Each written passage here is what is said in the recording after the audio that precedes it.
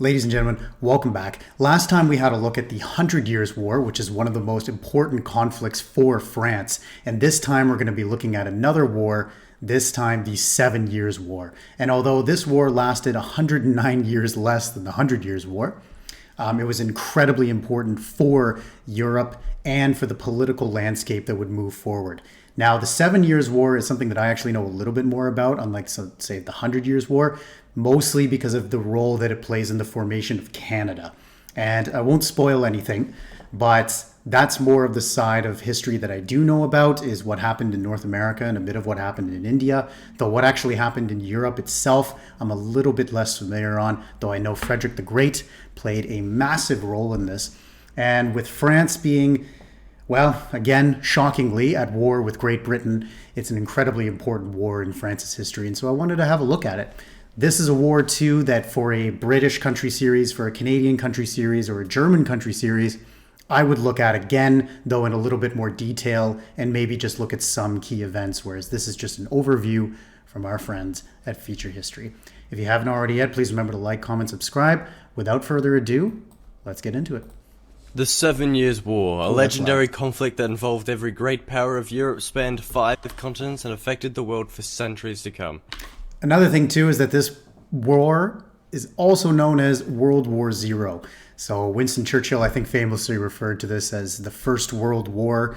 But yeah, to say that it really did span all those continents, which is quite a crazy concept when you think of when this is taking place, right, in the 1700s.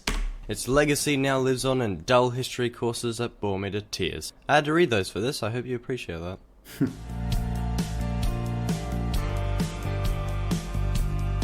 Dun, dun, dun.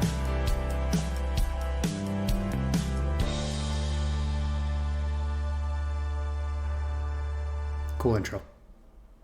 Hello and welcome to Feature History, featuring the 7 Years' War, the World War before World Wars were cool. This war of history forever lives on as a listed reason for the American and French Revolution. But honestly, I think it's way cooler than those two conflicts. I think I'm safe in assuming we've all heard of it, maybe even some aspects about it. But what were the causes, the occurrences, and the effects, the nitty-gritty, so to say? Well, turns out I made a video on that, and you're watching it. And should keep doing just that. So I'm going to attempt to delve into the Herculean task, as some would have you think, of explaining the causes of the 7 Years' War. I'll disclaim as well, I fully understand why people describe it as such a difficult task, as it's hard not to sound like a spastic as you try to cover so many things at once. Exactly, right? Because this is covering, as he said, 5 continents, right? There was fighting done in Africa, there was fighting in India, so Asia, of course, fighting in Europe, fighting in North America, as well as in parts of South America as well. I mean, I think the only parts of the world that this conflict didn't touch was places like Australia. And I might even be wrong on that. Maybe there even was fighting in Australia. I don't know. But yeah, it's a massive, massive war. And I mean, actually, realistically, I've been thinking about doing a war series recently, because right now I'm doing the country series. And this would be a series that, I mean, I could easily do 5 to 8 videos on alone. So let me know if that would interest you in the comment section.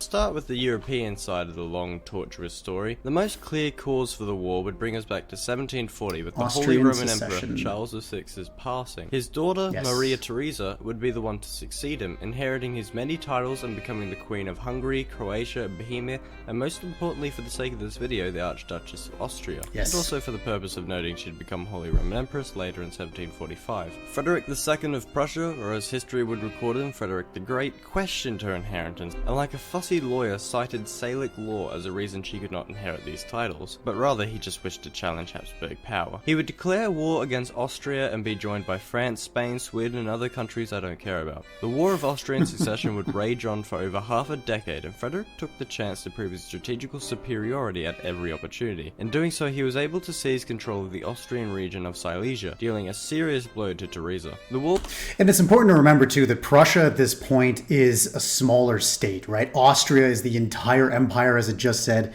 Hungary, Bohemia, Croatia, Austria itself, and Prussia, though not a tiny state, is still something that is a growing power, right? So for Prussia to go to war with Austria, right, it was seen as an incredibly bold move and something that wouldn't have initially favored the Prussians, or you would think if you just sort of read about this on paper. But due to Frederick the Great's really tactical genius, as well as some other things like how the Prussian army was organized. One of the first, though not the first, as I've been corrected before in the YouTube comments, thank you for that, one of the first professional standing armies in the world, that they were able to actually, stand up to Austria, though they did go, what would you say? They were on their final legs at a point in the 7 Years' War, but I won't spoil what happened. We'll get into that. It would end with the controversial Treaty of Aix-la-Chapelle in 1748. Its dominant focus was that of Prussia annexing Silesia, leaving France out of the picture and seriously offending Louis XV in the process. Alongside Louis's degrading opinion of Frederick, so had Theresa's opinion to her ally of the war, George II. George had managed to escape a decisive defeat at the cost of Austria, and he was attempting to pressure Teresa into just cutting her losses and letting go of Silesia. Alliances would switch. The longtime rivals of Britain and France decided to swap their allies, Britain now backing Prussia and France Austria. Britain and France, with the conflicts in Europe aside, had been brewing their own future conflicts ashore. In North America, tensions grew. By 1754, Spain's colonial... And it's important to remember at this point that within North America, there's New France. Well, you can see it right there. So there's New France, of course, and New England as well. And so New England is generally, again, it's kind of hard to say because these were large swaths of territory, though obviously a lot of it was not inhabited.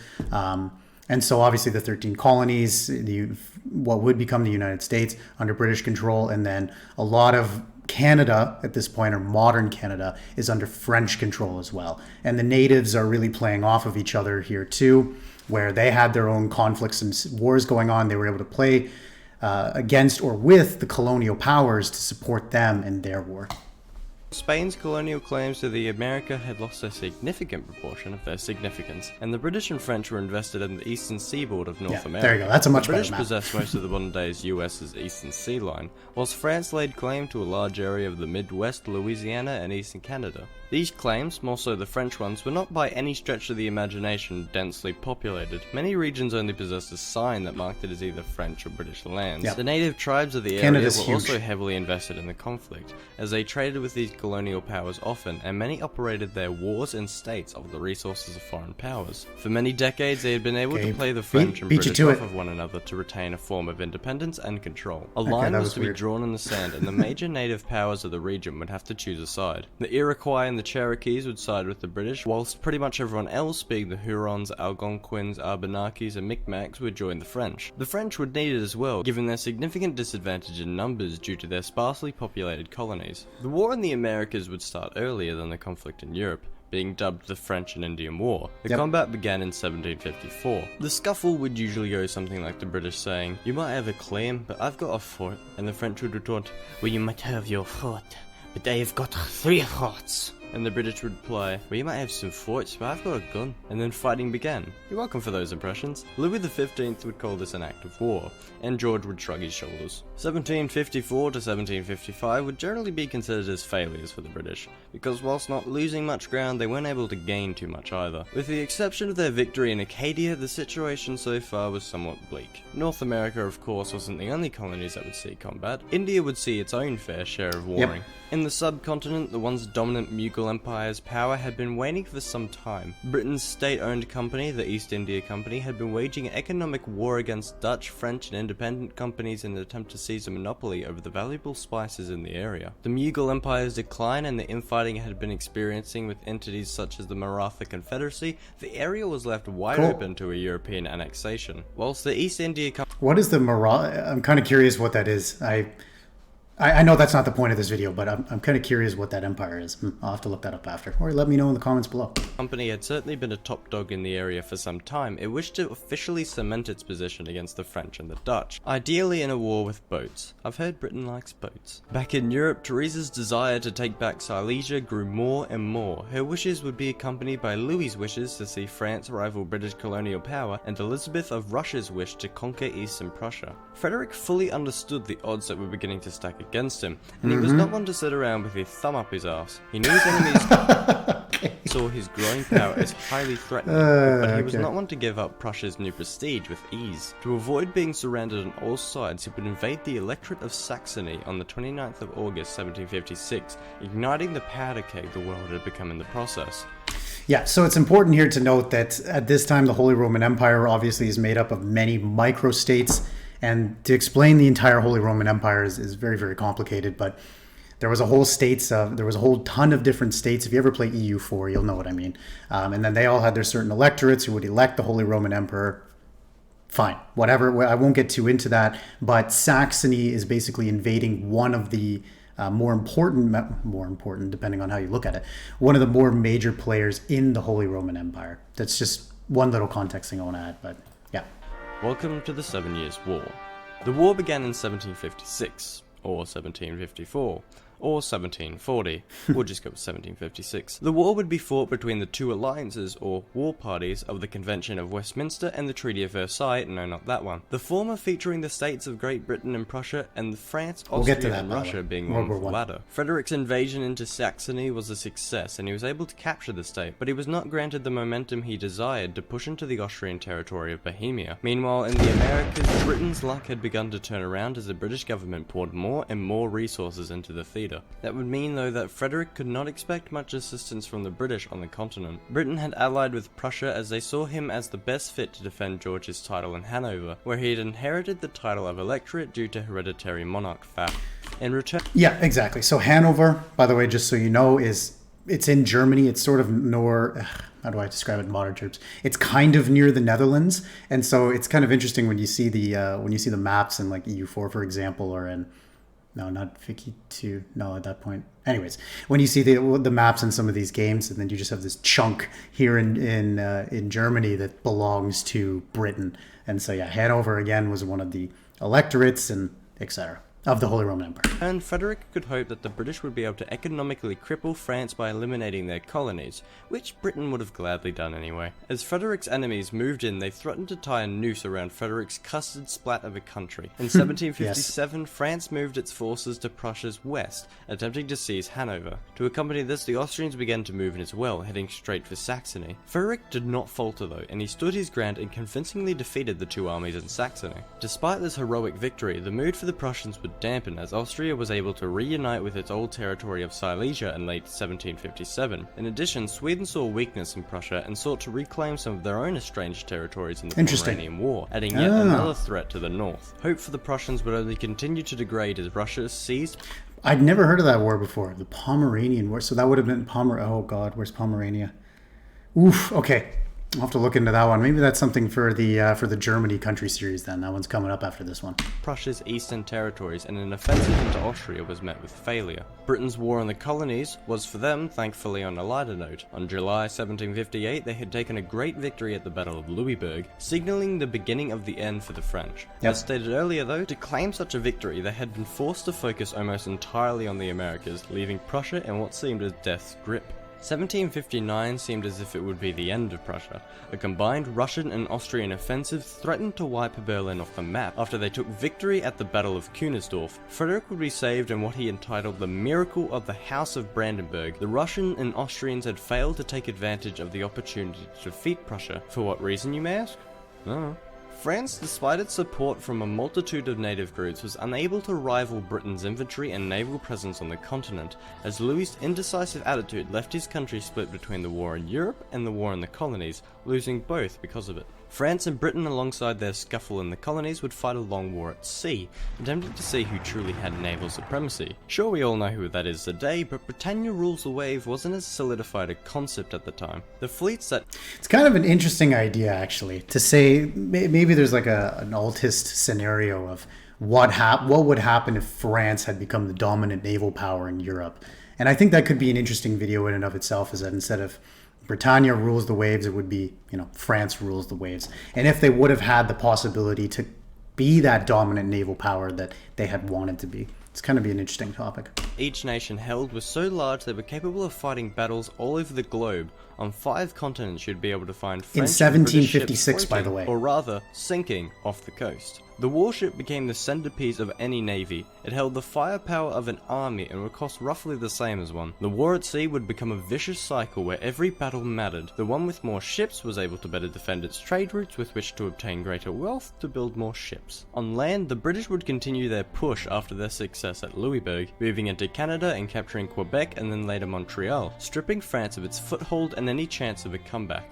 And it's important to note that at this time, the major trade hubs, right, so this goes up the Hudson River, into the Atlantic Ocean. The most important trade route at this time in North America was on that river there between Quebec City and Montreal as well. And so there's large forts there. You can still kind of visit them today.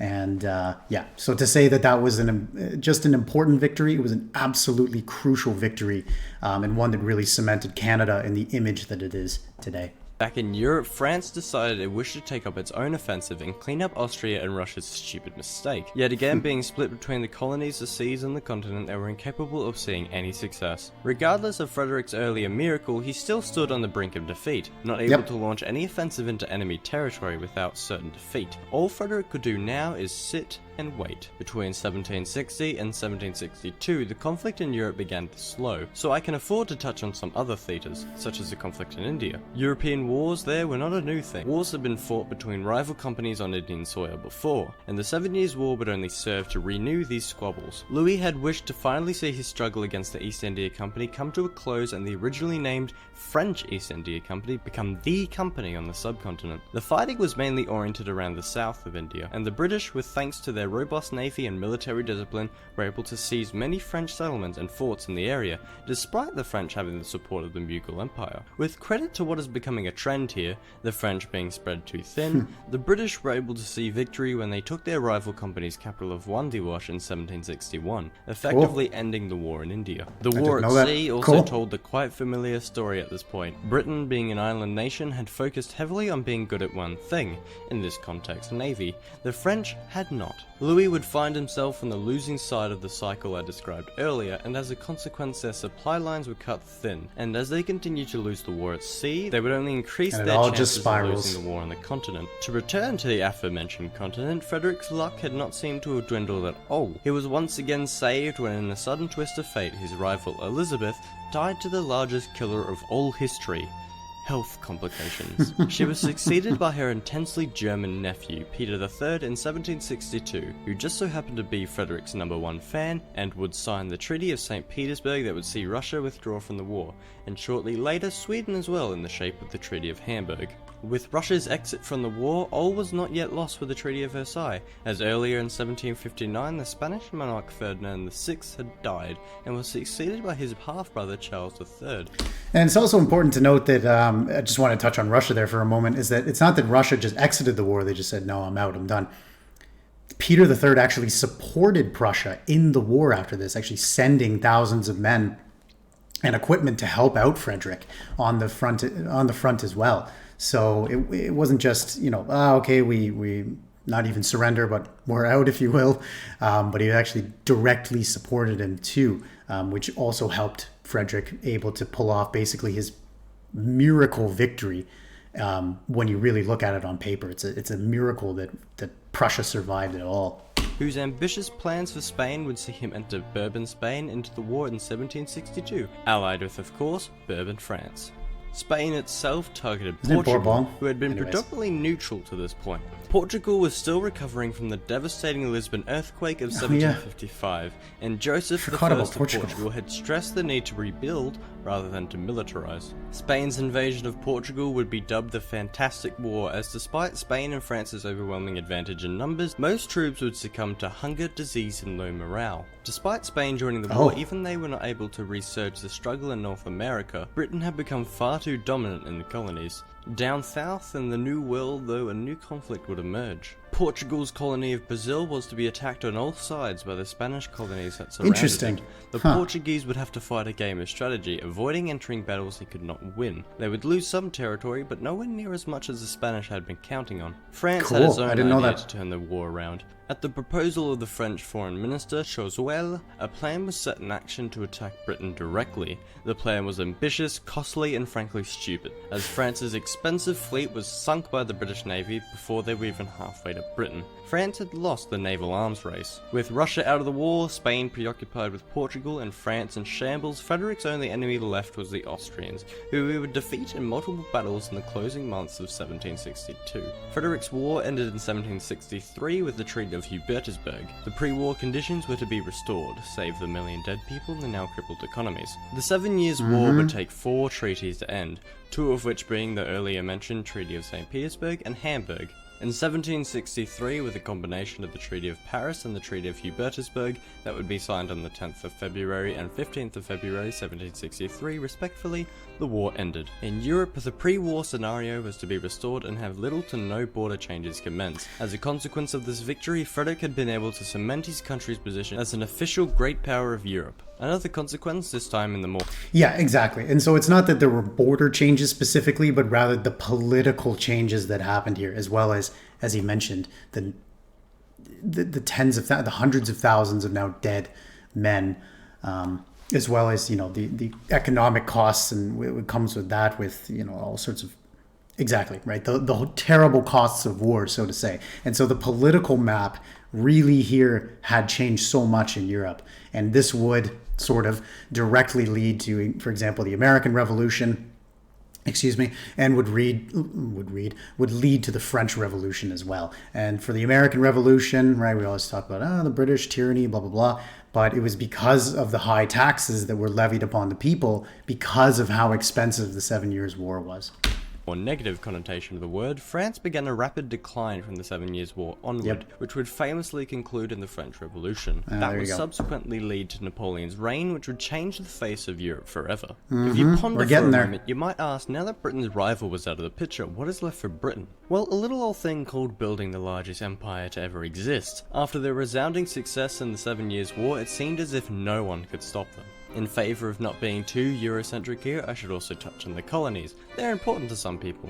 320 million people to be a bit more exact. France was made to cede its possessions in Canada to Britain and partition Louisiana between Britain and Spain. France would also lose their territory in India to the British, leaving the British to soon dominate all of India and force the Indians under colonial rule. In the Americas, the natives no longer held any power to play the two rival empires off one another, leaving them to be almost entirely subject to the will of the colonies. The will of the colonies would also be shown when they preached no taxation without representation, and had cost a lot of money and put Britain in a lot of debt to win the war in the Americas, and given the fact that the colonists saw the most reward, it seemed only right they foot the bill in the form of new taxes. I'm pretty sure we all know how this little story ended. There you go. The struggle in South America between Spain and Portugal would also lead to a future war between the two sides in 1776, which I'm sure means something, but for the love of God, I'm sick of researching this stuff. All in all, the 7 Years' War is this epic behemoth of a war that, whilst it does get mentioned, is severely unexplored by us as a people today. Whilst it is easy to get lost in the millions of things that happened in the 7 Years' War, it really is a fascinating setting. It's an 18th century world war, like how cool is that?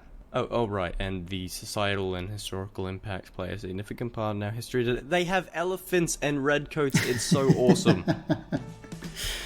Yeah, that was a great video. And as I said, just a huge, massive war that has overwhelming consequences, right? With North America now looking like this as well. It's important to also note that not only did Britain get all of North America here, but some of the colonies in the Caribbean were also given back to France, right? You can see here, you have Haiti and the Dominican Republic, which is why some of these nations still speak French to this day. And this little island here, Saint-Pierre and Miquelon, which even to this day, belongs to France, though it's right off the coast of Newfoundland.